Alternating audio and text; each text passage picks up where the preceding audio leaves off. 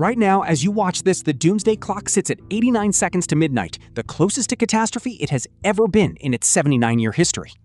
3 nuclear-armed conflicts are active at once: Russia and Ukraine, the US and Israel against Iran, and China pressing on Taiwan. Analysts say the risk of great power war is the highest since the Cuban Missile Crisis. So the question millions are Googling right now, is World War III actually coming? Or is the internet selling panic that the real experts don't buy? Today, we break down the 5 flashpoints that could ignite it, argue both sides honestly, and give you the AI verdict, an actual probability. No doom porn, just the facts. Then you vote. Let's break it down. First, why are people even asking this now? Wars happen all the time. What makes 2026 different? One word: simultaneity. It's not one crisis. Analysts count as many as 13 active flashpoints at the same time. Ukraine, Iran, Israel, Taiwan, India, Pakistan, Korea, the South China Sea, and more. Over 40 armed conflicts are ongoing worldwide. And the danger isn't that a leader wakes up and decides to start a world war. It's the cascade. One regional incident triggering a defense treaty faster than diplomacy can contain it. That's exactly why the Bulletin of Atomic Scientists set the Doomsday Clock to 89 seconds, and composite risk models like the ORRI X Index put global war risk at 61 out of 100. High risk, monitor daily. And the public feels it. In the US, UK, France, and Canada, polls show a majority now believe a world war is likely within 5 years. That fear itself is dangerous, because fear breeds miscalculation. There's also a structural reason. Nuclear treaties are expiring. New START, which limited the biggest arsenals, ended, removing a formal break that stood for decades. So the setup is real. More flashpoints, fewer guardrails, higher fear. Now, where could it actually start? Flashpoint 1, Ukraine and NATO's eastern edge, the most watched path to a wider war. The Russian-Ukraine war is grinding into its 5th year. Russia makes slow, steady gains. Ukraine stays defiant but is absorbing a massive air campaign. Peace talks have gone nowhere. The escalation risk? A single strike landing on NATO soil. In September 2025, about 20 Russian drones entered Polish airspace. NATO jets shot some down. Poland's PM said a major conflict was closer than at any time since World War II. If Russia hits NATO territory, even by accident, Article 5 could activate. That's the mutual defense clause. An attack on one is an attack on all. That's how a regional war becomes a world war. And there's a new wrinkle: Greenland. Trump has said the US must have it and hinted at force. Europe sent a multinational force to reinforce it. US-Europe friction inside NATO itself is now, bizarrely, a real variable. Risk level, high impact. This is the flashpoint analysts watch most closely. Flashpoint 2, Iran and Israel, the one that's already partly exploded. In February 2026, the US and Israel launched joint strikes on Iran. Iran's Supreme Leader Ali Khamenei was killed. Iran retaliated with missiles across the region. The Strait of Hormuz, 20% of the world's oil, was blockaded. This is the flashpoint that made people say the words out loud. Iran's parliament speaker called it a major world war. Former officials called it the precipice of World War III.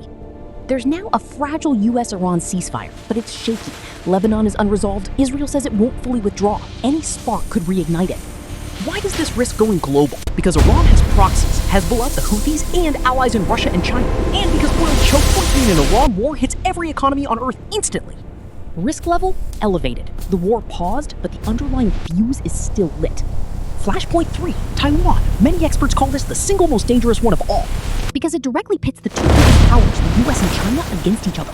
China considers Taiwan its territory and vows reunification. The US is committed to Taiwan's defense. And Taiwan makes 90% of the world's most advanced computer chips. A war there doesn't just risk lives, it could freeze the entire global economy. China has tripled its nuclear stockpile, aiming for parity with the US by the 2030s. Its drills encircle Taiwan more and more often. Jets crossing the median line, ships blocking routes. Analysts call it gray zone pressure. Most analysts see a full invasion as a 2027 and beyond scenario, not this year. But a blockade or an accidental clash could spiral now, especially if US-China summits break down. Risk level, contained but rising. The slow-burning fuse with the biggest explosion at the end. Flashpoint 4, India and Pakistan, 2 nuclear powers, 1 disputed border, Kashmir. After clashes in 2025, here's the terrifying part. Both sides believe they won. India thinks it restored deterrence. Pakistan thinks it proved it can resist India. 2 emboldened nuclear rivals, each convinced of its own strength. That's a recipe for miscalculation. Flashpoint 5, the Korean Peninsula. North Korea is ramping up missile tests and critically swapping weapons and technology with Russia in exchange for support. And that's the real 2026 danger. These aren't separate anymore. North Korea arms Russia. Russia aligns with Iran and China. The blocs are forming. NATO and its allies on one side, a Russia-China alignment with North Korea and possibly Iran on the other. When separate wars start sharing weapons, allies, and enemies, that's historically how regional conflicts fuse into world wars. 5 flashpoints, all active, all connected. That's the case for alarm. But, and this is crucial, alarm isn't the same as inevitability. All right, AI verdict. Will there be a World War III? Here's the honest read, why the risk is real. Doomsday Clock at 89 seconds, closest ever. 3 nuclear flashpoints active at once, Ukraine, Iran, Taiwan. Nuclear treaties expiring, new start gone. Blocs forming, NATO versus Russia, China, North Korea. AI plus drone warfare compresses reaction time. Why it's still unlikely? Mutual assured destruction still deters everyone. Economic interdependence makes war mutual suicide. War fatigue, leaders and publics are exhausted. Expert probability, only 10 to 25% over a full decade. Managed chaos does not equal world war. AI verdict. Highest risk in 60 years, but still unlikely in 2026. The honest answer is uncomfortable for both the doomers and the deniers. The risk is genuinely the highest since the Cuban Missile Crisis. And a full World War III this year remains improbable. Both are true. The accurate headline isn't World War III is coming. It's the guardrails are wearing thin, and the margin for error has never been smaller. The danger isn't a decision, it's an accident. AI probability read. A full great power world war in 2026, under 10%. A major new regional war pulling in a great power by 2027, 30%. The Ukraine or Taiwan flashpoint escalates significantly this year, 35%. A great power war at some point within the next decade, 15 to 25%. Nuclear weapons used somewhere in the next decade, under 10%. So the most likely future, not Armageddon. Continued managed chaos. Dangerous, expensive, frightening proxy conflicts and near misses, with the small but real chance that one of them spirals. World War III is not scheduled. It's not inevitable. But for the first time in 2 generations, it's no longer unthinkable. The job now, for leaders and for all of us, is keeping a bad situation from becoming the worst one.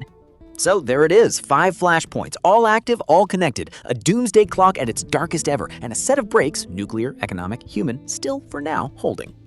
The risk is real and rising. The catastrophe is possible, but not probable. The truth lives in that uncomfortable middle, which is exactly where the internet never wants to leave you. So here's your call. After hearing both sides, do you think World War III happens within the next decade? And which flashpoint scares you most? Ukraine, Iran, Taiwan, India, Pakistan, or Korea? Comment your flashpoint and your verdict, coming or not coming, and tell us why. Best arguments from both sides get pinned. And subscribe. We do these fact-checked, both sides AI verdicts on the biggest global stories. No doom porn, no denial, just the data. Next video, we break down what a Taiwan war would actually do to the global economy, because that's the scenario that would hit your wallet fastest. History doesn't repeat, but it rhymes. The good news, every generation that feared the end and worked to prevent it helped prevent it. Understanding the risk is the first step to diffusing it. Drop your verdict. Stay informed, stay calm. See you in the next one.